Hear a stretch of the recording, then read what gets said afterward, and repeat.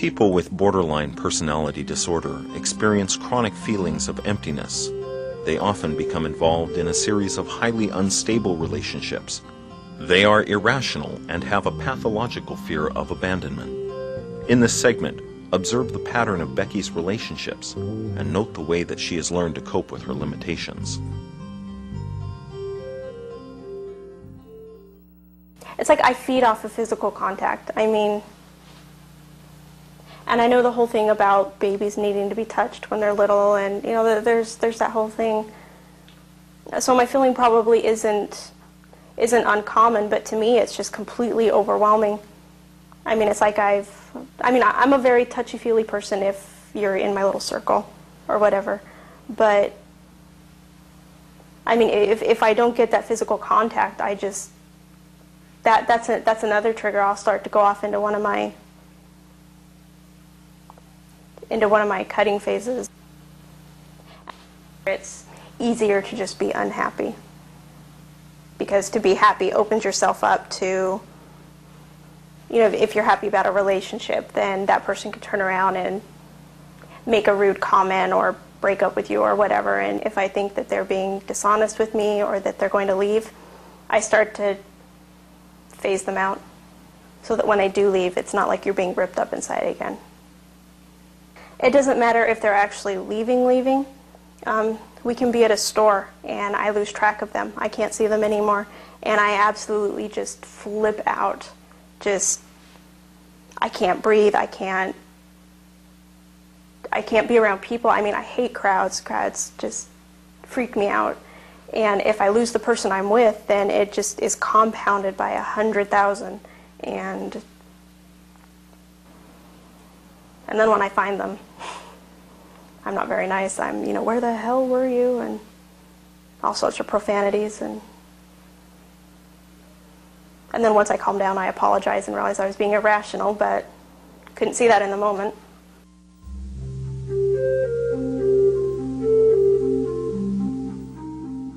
Like many people with borderline personality disorder, Becky has an unstable self-image, and she has difficulty distinguishing between her public and personal persona.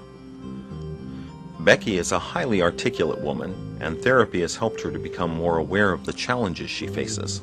She is optimistic for the future, and she seems determined both to establish permanent relationships and to find healthier ways to cope with her anxiety.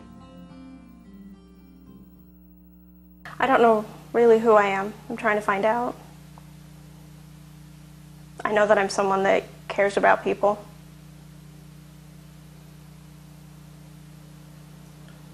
And at moments when I have clarity in my head, I want to do something with my life.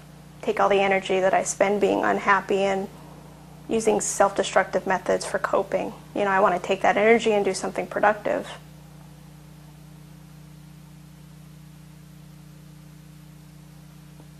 But after that, it just gets all black and tangled.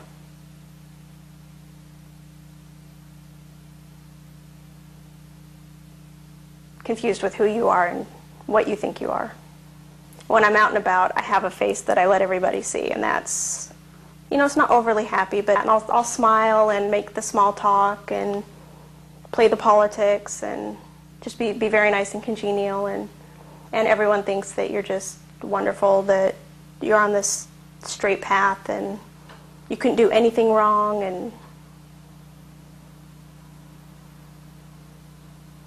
sometimes you even get put on a pedestal, things like that, and then you go home and you're left feeling that you're completely not that person that you portrayed at work or school.